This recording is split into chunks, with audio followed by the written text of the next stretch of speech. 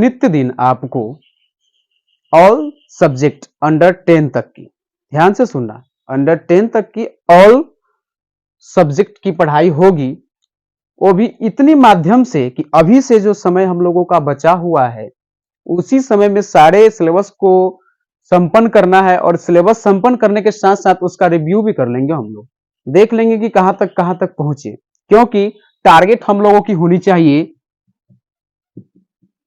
400 plus. और ये target सिर्फ कहने से नहीं, करना है। इस टारगेट को करना है, कैसे करना है सब हम लोग वीडियो के माध्यम से ही समझ लेंगे, एक एक बात को समझेंगे, ऑल सब्जेक्ट में समझेंगे। तो ध्यान, चलिए छात्र, कुछ उस वक्त इन्वायरमेंट इश्यूज हो जाने के कारण वीडियो उतने पर स्थगित कर दी गई थी। पुनः हम शुरू करते हैं उससे आगे। देखिएगा, जरा गौर कीजिएगा, बहुत सारी बात हम लोग पढ़ चुके हैं कि अध्याय नंबर हमारा 6 है, भारतीय संस्कारा जिसका नाम है। टोटल इसमें ऑब्जेक्टिव सब्जेक्टिव जितने आने वाले हैं सबका हम लोग डिस्कस करेंगे इस वीडियो 400 प्लस। और ध्यान से पढ़ेंगे। आज की क्लास में हम लोगों ने लेकर के आए हैं संस्कृत का एक पाठ्य पुस्तक की चैप्टर है, जिस अध्याय का नाम है भारतीय संस्कारा। यानी हम लोग रहते हैं भारत देश में और इसका संस्कार है कहीं ना कहीं, और संस्कार का क्या योगदान है इस पे ध्यान देंगे।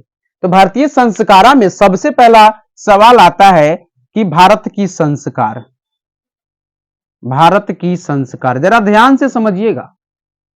संस्कार आपने पढ़े हैं, बहुत अच्छे से पढ़े हैं, लेकिन और अच्छे से पढ़ेंगे। भारत की संस्कार, तो हमारे पौराणिक स्थिति से ही भारत की संस्कार चलती आ रही है, आज से नहीं। बहुत सारे ऐसे देश विदेश रहे जो हमारे संस्कार को अपने कंट्री में उतारने का काम किए।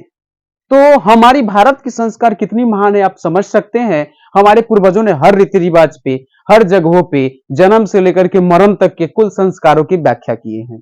तो हम लोगों ने उस संस्कारों में पूरा संस्कार तो पढ़ना पॉसिबल नहीं है, और हमारे 10th के सिलेबस में पूरा संस्कार की व्याख्या भी नहीं है। लेकिन हमारे जो संस्कार की बात होती है इसमें कुल संस्कार 16 होते हैं। कुल संस्कारों की संख्या यदि पूछा जाए तो याद रखिएगा, संस्कारों की संख्या 16 होती है। और ये 16 संस्कार की व्याख्या हम लोग शॉर्टकट में करेंगे, शॉर्टकट में ही हमारा सिलेबस है, और सिलेबस की एक भी बात छूटेगी नहीं। हमने इसका सारा टोटल जो ऑब्जेक्टिव कितना बनने वाला है, फिर इससे सब्जेक्टिव कितना बनने वाला है, बस एक वीडियो में हम लोग इसको क्लियर कर लेंगे। तो भारतीय संस्कार, भारत की कुल संस्कार 16 है। अगर आपसे पूछा जाएगा कि भारत के कुल कितने संस्कार है तो कितना कहना है, 16, ऑब्जेक्टिव आता है। दूसरा, अगर आपसे पूछा जाएगा कि कितने प्रकार है, पूछा जाएगा यदि आपसे संस्कार के प्रकार, यदि आपसे पूछा जाए संस्कार के प्रकार, तो 5 होते हैं। कितने प्रकार होते हैं, 5 प्रकार होते हैं। याद रखिएगा कि संस्कार के मुख्य 5 प्रकार होते हैं, याद रहेगा सबको। अब आगे चलते हैं, ये 5 प्रकार में कौन कौन सा आता है। इसमें आपको पहला नंबर आ जाता है जन्म पूर्व संस्कार, याद रहेगा, जन्म पूर्व संस्कार पहला है हमारा। सबसे पहला हम लोगों का संस्कार होता है जो हमारे हिंदू रीति रिवाज के आधार पे, वो हमारा सबसे पहला जन्म पूर्व संस्कार। दूसरा है हम लोगों का शैशव संस्कार, शैशव संस्कार, शैशव संस्कार, ठीक। तीसरा है हम लोगों का शैक्षणिक संस्कार। वीडियो को स्किप मत कीजिएगा या भगा भगा करके मत देखिएगा। अगर वैसे देख रहे हैं तो पढ़ रहे हम लोग संस्कार और आपका संस्कार गिरा हुआ है, तो भगा भगा के नहीं देखेंगे, समझ समझ के देखेंगे कि आखिरकार क्या होता है। अभी तुरंत इस सब के बारे में ऐसा समझेंगे ना कि दिमाग में हमेशा हमेशा के लिए फिट हो जाएगा, इसको याद नहीं करना पड़ेगा। ये हम लोग समझ लेंगे कि हम जो है एक दूसरे को बताने पे मजबूर हो जाएंगे। तो जरा ध्यान रखिएगा, शैक्षणिक संस्कार, जन्म पूर्व, शैशव, शैक्षणिक। तीसरा हो जाएगा विवाह संस्कार, विवाह संस्कार। और लास्ट और अंतिम होगा हम लोगों का मरणोपरांत संस्कार, मरणोपरांत संस्कार, जिसको अंतिम संस्कार के नाम से भी जानते हैं। इसके यानी नामकरण कुछ भी हो सकते हैं, ध्यान रखिएगा। अब जन्म पूर्व संस्कार है भाई साहब, जन्म पूर्व संस्कार याद रखेंगे। जन्म पूर्व, जन्म पूर्व नाम ही कह रहा है, जन्म और फिर पूर्व, यानी कि जन्म मतलब तो आप लोग समझ रहे हैं सबकी जन्म होती है, तो जन्म हो गया। और पूर्व, पूर्व का मतलब होता है पहले, यानी जन्म से पहले होने वाले संस्कार। समझ में आ गई? सबको आ गई? ध्यान से, जन्म से पहले, किससे पहले? जन्म से पहले होने वाले संस्कार को, समझ गए? जन्म से पहले होने वाले संस्कार को हम लोग जन्म पूर्व संस्कार कहते हैं।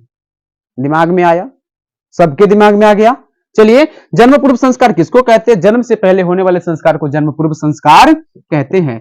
और आप सभी को कहीं ना कहीं से जन्म हुआ होगा, तो जन्म पूर्व संस्कार आपकी भी हो चुकी होगी। कुल संस्कार कितने? तो 16। इसके प्रकार कितने? 5। इसके नंबर 1 जन्म पूर्व संस्कार। जन्म पूर्व संस्कार कब होता है? तो जन्म से पहले होता है। अब जन्म से पहले आप लोगों की भी संस्कार हो चुकी होगी, समझ गए? अब वो जन्म से पूर्व आप लोगों की संस्कार हो चुकी होगी, तो आप समझिए कि जन्म आपका हुआ होगा, संस्कार खत्म। अब जन्म से पहले होने वाले संस्कारों की संख्या कितनी है? तो 3 है।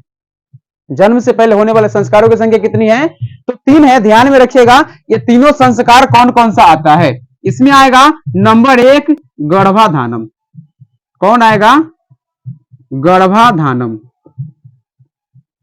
गर्भाधानम नंबर 1 क्या आ जाएगा? गर्भाधानम। दूसरा होगा हमारा पुंसवनम। पुंसवनम। तीसरा होगा हम लोगों का सीमंतोनयनम। सीमंतो नयनम। सीमंतो नयनम। समझ में आ गया ना? यानी कि जन्म पूर्व संस्कार हमारे 3 है। जन्म से पहले होने वाले संस्कार को जन्म पूर्व संस्कार कहते हैं। 3 है, गर्भाधानम, पुंसवनम, सीमंतो नयनम। ठीक। अब जन्म से पहले 3 संस्कार, गर्भाधानम, पुंसवनम, सीमंतो नयनम। गर्भाधानम, पुंसवनम, सीमंतो नयन में क्या होता है? हमारे रीति रिवाज में बहुत सारे ऐसे अब बच्चे जन्म लेते हैं, जो जन्म लेते ही उनको मोबाइल चलाने की आदत सी बन जाती है। आदत क्या है कि जिस समय वो बच्चा गर्भ में पड़ रहा था, उस समय उनकी जो माँ थी, वो बड़ी चाव से, बड़ी ढंग से फोन को स्क्रॉल कर रही थी, बड़ी ध्यान से देख रही थी। क्या उनको दूसरा काम था नहीं, डॉक्टर मना किया होता कोई भी काम भारी करने के लिए। अब वो क्या करेंगे? वही काम करेंगे।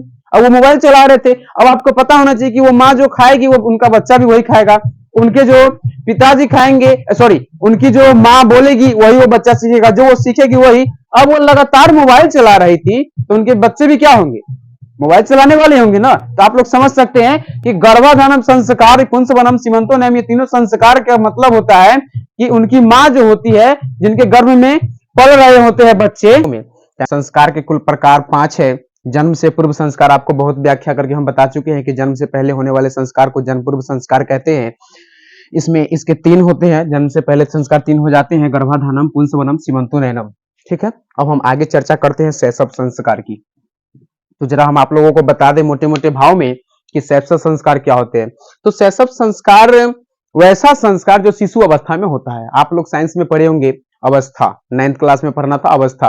उस अवस्था को पढ़ेंगे, उसमें एक शिशु अवस्था आता है, शैशवा अवस्था आता है। उसी अवस्था में, उस अवस्था के दौरान जो संस्कार होता है ना, उस संस्कार को हम शैशव संस्कार कहते हैं, जो आप लोगों का हो चुका है। आप सभी का यह संस्कार हो चुका है। जन्म से पूर्व भी संस्कार हो चुका है और यह शैशव संस्कार भी हो चुका है। याद रखेंगे कि शैशव संस्कार शिशु अवस्था में होता है। शिशु अवस्था में याद रहेगा ना सबको, किस अवस्था में होता है? शिशु अवस्था में होता है। शैशव संस्कार शिशु अवस्था में होता है, यह बात ध्यान रखिएगा। इसके कुल 5 नहीं 6 प्रकार है। इसके कुल कितने प्रकार है? 6 प्रकार। पहला प्रकार जो हम लोगों का है वो है जातक्रम। जातकर्म पहला क्या है? जातकर्म। दूसरा है नामाकरण। दूसरा है नामाकरण। तीसरा हो जाएगा हम लोगों का, यहां पर हम लिख देते, जरा ध्यान दीजिएगा हम किधर किधर लिख रहे हैं, क्योंकि हमारी कोशिश है कि पूरा चैप्टर एक बोर्ड पे उतर जाए। तो ध्यान रखिएगा कि पहला जातक्रम, दूसरा है नामाक्रमण, तीसरा है निष्क्रमण, निष्क्रमण, चौथा है अन्नप्राशनम। अन्नप्राशनम ये तो अभी बहुत ही विख्यात है, मत पूछो। हम देखते हैं कि एक छोटा सा बच्चा का महीने महीने जन्मदिन बन रहा है, और ठीक कुछ समय पुरने के बाद अन्नप्राशनम संस्कार होता है, जिसमें क्या होता है? बच्चों के सामने बहुत सारे पकवान बनाए जाते हैं और उसको बारी बारी से सारे पकवान खिलाने की कोशिश की जाती है, हालांकि खा तो नहीं पाता है। वही संस्कार का नाम है अन्नप्राशनम संस्कार। अब आ जाएगा चूड़ा कर्म और कर्ण भेद, इसको नीचे लिखते हैं, चूड़ा कर्म और छठा हो जाएगा हम लोगों का कर्ण भेद, ठीक ना। यानी याद रखेंगे, जन्म पूर्व संस्कार, जन्म से पहले होने वाला संस्कार होता है, 3 होता है, गर्भाधानम, पुंसवनम, सीमंत होने। फिर शैशव संस्कार शिशु अवस्था में होता है, जो 6 होता है, जात क्रम, नामाकरण, निष्क्रमण, अन्नप्राशनम, चूड़ा कर्म और कर्णवेद। बारी बारी से जरा हम समझते हैं कि जात क्रम में क्या होता है, यानी जातों की बंटवारा होती है, अपना अपना कास्ट लोग देखते हैं, ये संस्कार होता है। नामाकरण में क्या होता है, नाम लोगों को रखते हैं। अब देखिए, हम आपको यहाँ से हम कुछ सीख देना चाहेंगे कि कोई भी बच्चा हो, उसका नाम अगर रखना हो तो हम लोग क्या करते थे, पूर्वजों हमारे क्या किया करते थे, वो जाते थे किसी पंडित जी से, किसी वैद्य से दिखाते थे और फिर उसका विचार रखते थे। लेकिन अब हम लोग क्या करते हैं, कोई भी नाम रख देते हैं। अब जिसका कोई अर्थ भी ना निकले, जिसका कोई खराब अर्थ निकले, उसका नाम भी हम लोग रख देते हैं। जैसे सबसे अच्छा नाम है, हम लोग किसी बच्ची का नाम रखना है, मान लो कि हम उसका रख दिए ब्यूटी, ब्यूटी रख देते हैं, स्यूटी रख देते हैं, बहुत सारी नामें हैं। हमको नहीं लगता कि सबका कुछ अर्थ निकलता होगा। अगर इस ब्यूटी को हिंदी में हम सुंदर कहते हैं, ठीक, सुंदर कहते हैं, अगर लड़की है तो उसको हम सुंदरी कह देंगे। अगर उस ब्यूटी को हम हिंदी में कह दिए सुंदरी, बताइए कितना खराब शब्द हो गया। अब आपको पता होगा सुंदरी शब्द का प्रयोग कौन करता है, सुंदरी एक अपने पति अपने पत्नी को ही बोल सकते हैं। तो आप समझ सकते हैं कि जिसका कोई अर्थ ना निकलता है उसमें भी हम लोग क्या करते हैं, नाम रख देते हैं। तो ऐसा नहीं होना चाहिए हम लोगों का।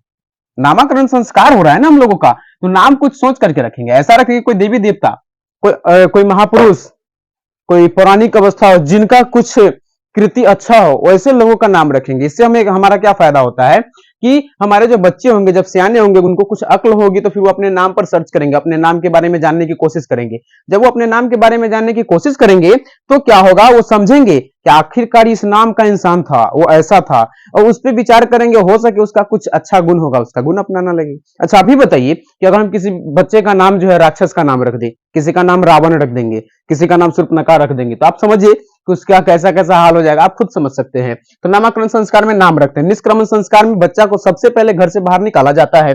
अन्नप्राशनम पहले हम बता चुके हैं कि अन्न को खिलाया जाता है। चूड़ा कर्म और कर्णवेद, चूड़ा कर्म हर बच्चे का लगभग हमारे हिंदू समाज में होता ही है, जिसको गंगा जी के पास ले जाकर के उसकी केस की कटाई होती है, यही होता है हमारा चूड़ा कर्म। और कर्णवेदा में कान नाक जो छिदाने की जो सिस्टम होती है वही होता है कर्णवेदा। अब आ जाइए हम शैक्षणिक संस्कार पे। शैक्षणिक संस्कार में क्या होता है, जब बच्चा शिक्षा ग्रहण करने योग्य हो जाता है, शिक्षा ग्रहण करने योग्य हो जाता है, यानी कि जब विद्यार्थी या जब वो लड़का लड़की, चाहे वो बालक बालिका, अगर वो शिक्षा ग्रहण करने के लायक हो जाता है, उस समय के जो संस्कार होता है, उस संस्कार को हम कहते हैं शैक्षणिक संस्कार। तो शैक्षणिक संस्कार मुख्य 5 होते हैं, याद रखिएगा। शैक्षणिक संस्कार कितने होते हैं, 5 होते हैं। पहला हो जाएगा आपको, पहला संस्कार आप लोगों की हो जाएगी अक्षर आरंभ संस्कार। हम थोड़ा नाम तोड़ तोड़ के लिखते हैं, ठीक ना। अक्षर आरंभ संस्कार, अक्षर आरंभ संस्कार हो गया, ठीक। दूसरा हम लोगों का आ जाएगा उपनयन संस्कार, दूसरा हो जाएगा उपनयन संस्कार। उपनयन शॉर्टकट में लिखते हैं थोड़ा सा। उसके बाद हो जाएगा उपनयन के बाद वेद आरंभ, वेदारंभ। चौथा हो जाएगा वेदारंभ हो गया। चौथा हो जाएगा आप लोगों का केशांत संस्कार, केशांत, तथा अंतिम और 5वां हो जाएगा समापवर्तन संस्कार, समापवर्तन संस्कार।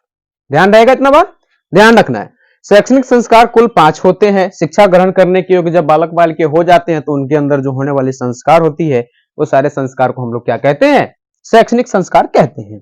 शैक्षणिक संस्कार कुल 5 होते हैं। पहला होता है अक्षर आरंभ संस्कार। अब अक्षर आरंभ संस्कार में क्या होता है, जरा ध्यान दीजिएगा। अक्षर आरंभ संस्कार में जब बच्चा अक्षर लिखना प्रारंभ करता है, अक्षर लिखना प्रारंभ करने का मतलब क्या कि जब बच्चा क म ट अ ये सब लिखना जब प्रारंभ कर लेता है तो उस बच्चे के समय होने वाले संस्कार को अक्षर आरंभ संस्कार कहते हैं। फिर दूसरा होता है उपनयन संस्कार। अब आप ही बताइए ना, जब बच्चा पहले के जमाने में हुआ करता था गुरुकुल, और उस गुरुकुल में बच्चों को भेजा जाता था पढ़ने के लिए और पढ़ाई करते थे। हमारे महान पुरुषोत्तम राम जो है वो भी अपने गुरु के समीप गए पढ़े, तो रामायण देख करके भी आप सीख सकते हैं कि गुरुकुल हुआ करता था और उस गुरुकुल में लोग जाते थे पढ़ने के लिए अपना घर द्वार सब कुछ छोड़ छाड़ के। यानी कि उपनयन संस्कार का एक और सवाल यहाँ पर बनता है कि उपनयन संस्कार से आप समझते क्या है? तो यही समझाना है कि कोई भी विद्यार्थी अपना घर छोड़कर गुरु के गुरु आश्रम में पढ़ने के लिए चला जाता है तो उस समय के होने वाले संस्कार को उपनयन संस्कार कहा जाता है। अब जब गुरु जी के पास गए तो वेद पढ़ना शुरू करता है, तो वेद पढ़ने का जो शुरू करता है उस समय के संस्कार को हम वेद आरंभ संस्कार कहते हैं। इसी बीच गुरु जी को गाय दान दिया जाता है। ठीक, गाय जब दान दिया जाता है उस संस्कार को केशांत संस्कार या गाय दान देने की प्रक्रिया होती है, इसलिए इसको गोदान संस्कार के नाम से भी जानते हैं। याद रखिएगा, इसका नाम एक और भी है, गोदान संस्कार। इसको गोदान संस्कार के नाम से भी जाना जाता है। याद रखेंगे कि गोदान संस्कार, केशांत संस्कार वेदारंभ और समावर्तन के बाद होता है। फिर समावर्तन संस्कार में क्या होता है? जब पूरी शिक्षा ग्रहण कर लेता है विद्यार्थी तो उसके बाद गुरु जी के घर छोड़ के, मतलब गुरु जी के आश्रम को छोड़कर अपने घर में आता है, अपने घर के लिए प्रस्थान करता है। उस समय होने वाले संस्कार को हम समापवर्तन संस्कार कहते हैं।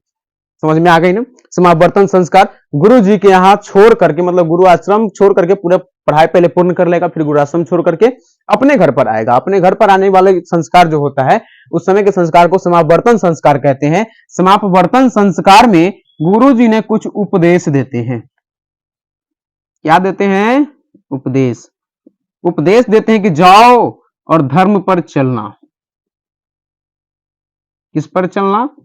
धर्म पर चलना।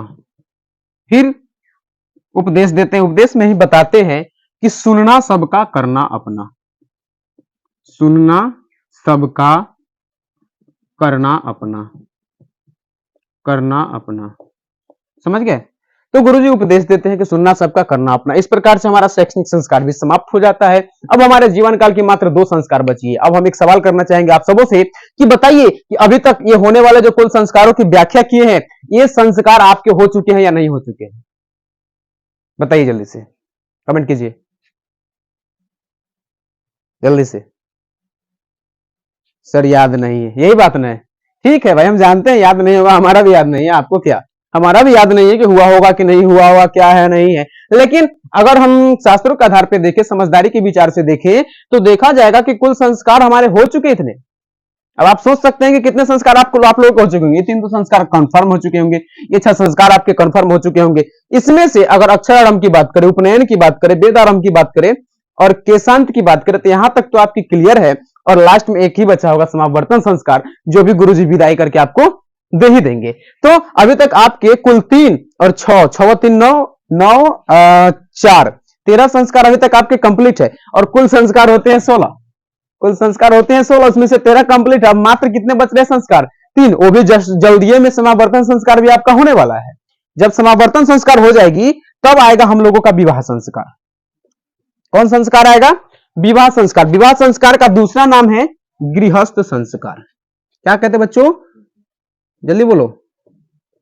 गृहस्थ संस्कार। अच्छा, इसका गृहस्थ संस्कार नाम क्यों पड़ा होगा, कभी ध्यान दिए हैं?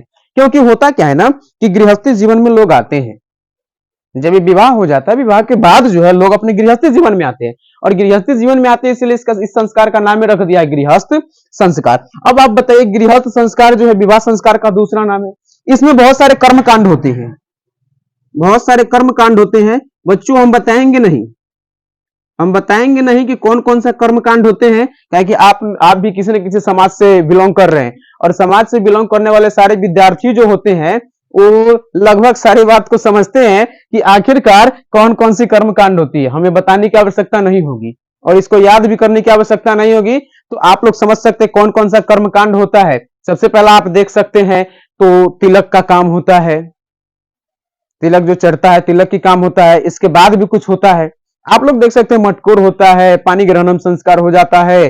फिर आप लोग वहां से देख सकते हैं तो मटकोर होता है, यानी अपनी भाषा में उसको क्या कीजिएगा, लिख दीजिएगा। वर वधु का निरीक्षण होता है, वधु के घर पर वर का स्वागत होता है, ये सारी बात आप ध्यान में दे सकते हैं, समझ सकते हैं। तो यहां पर आप अपनी मर्जी से, जब ये सवाल आ जाएगा कि विवाह संस्कार में मुख्य होने वाले कर्मकांडों की व्याख्या करें, तो बस सारी बात को आप लिख दीजिएगा अपनी मर्जी से। भाई हम समझ सकते हैं कि आप लोग कितना समझदार है। मरणोपरांत संस्कार, मरणोपरांत संस्कार को अंत्येष्टि संस्कार के नाम से भी जाना जाता है।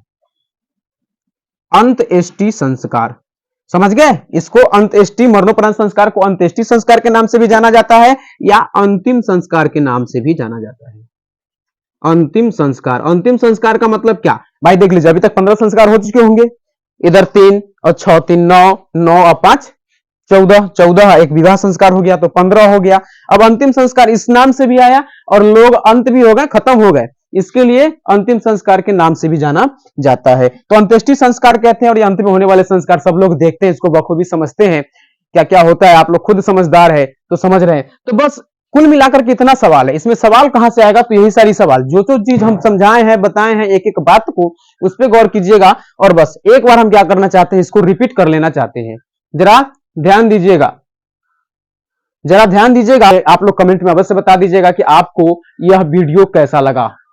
अगर खराब लगा, थोड़ा सा भी आपको लगता है कि कुछ बकवास सी नजरें आ रही है, तो आप बताइएगा, जरूर बताइएगा, बेझिझक बताइएगा, जो आपको समझ में आएगा वो बताइएगा। अगर आप नहीं बताएंगे हमारी दुविधा को, तो हम कैसे उसको दूर करेंगे? पहले बताने की कोशिश कीजिएगा। अच्छा होगा तो अच्छा भी बताइएगा। हम आशा करते हैं कि आप लोग को अच्छा ही लगेगा, क्योंकि हम अपनी पूरा जी जान त्याग रहे हैं। यह अध्याय हमारा 6 है, भारतीय संस्कार। टोटल इसमें ऑब्जेक्टिव सब्जेक्टिव जितना आएगा सर इस चैप्टर से रिलेटेड, और बहुत ज्यादा पूछता भी है इस चैप्टर से। और ये बहुत ऐसे शिक्षक है जो पढ़ाते हैं लेकिन विद्यार्थी ढंग से समझ नहीं पाते, इसीलिए हम इसको जो है वीडियो बना करके समझाने की कोशिश किए हैं। भारतीय संस्कार में टोटल 16 संस्कार होते हैं। संस्कार के 5 प्रकार होते हैं। जन्म से पूर्व संस्कार होता है, जो जन्म से पहले होने वाला संस्कार होता है। जो जन्म से पूर्व संस्कार होता है उसकी संख्या 3 है, गर्भाधानम, पुंसवनम, सीमंतुनयनम। उसके बाद है शैशव संस्कार। कौन संस्कार है भाई? शैशव संस्कार। शैशव संस्कार जो शिशु अवस्था में होता है, यानी वैसा संस्कार जो शिशु अवस्था में होता है उसको हम क्या कहते हैं? शैशव संस्कार कहते हैं। इसकी संख्या 6 है। जात कर्म, नामाकरण, निष्क्रमण, अन्नप्राशनम, चूड़ाकर्म और कर्णवेद। जात कर्म में लोग जातों की बंटवारा करते हैं। नामाकरण में नाम लोगों का, बच्चों का रखा जाता है। निष्क्रमण, बच्चों को सबसे पहले घर से बाहर निकाला जाता है। अन्नप्राशनम, अन्नप्राशन में बच्चों को सबसे पहले अन्न जो है, प्राशनम यानी अन्न प्रवेश कराई जाती है। चूड़ाकर्म जिसमें जो है केस कटाने की विधि होती है। कर्णवेदी जिसमें कान नखदाने की बात होती है।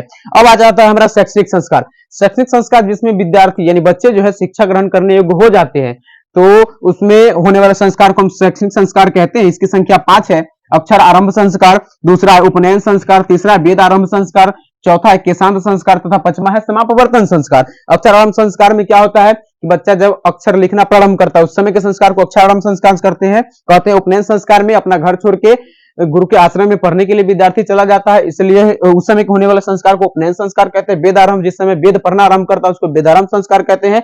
केशांत संस्कार जिसमें एक विशेष प्रकार की प्रक्रिया होती है, जिसमें विद्यार्थी जो है अपने गुरु जी को गौदान में करते हैं, उसको केशांत संस्कार कहते हैं। और इसका गाय दान में देने की प्रक्रिया है, इसीलिए इसको हम गोदान नाम से भी जानते हैं। समावर्तन संस्कार यानी अंतिम में होता है समावर्तन संस्कार शैक्षणिक का, जिसमें क्या होता है कि विद्यार्थी अपने गुरु आश्रम से पूरा पढ़ाई पढ़ करके और वहां से छोड़ करके अपने गृहस्थ जीवन में आता है, यानी घर पे आता है। उस समय के संस्कार को समावर्तन संस्कार कहते हैं। उस समय गुरु जी कुछ उपदेश देते, कहते हैं धन पे चलना, सुनना, सबका करना अपना। और भी कुछ बात बताते हैं आप लोग।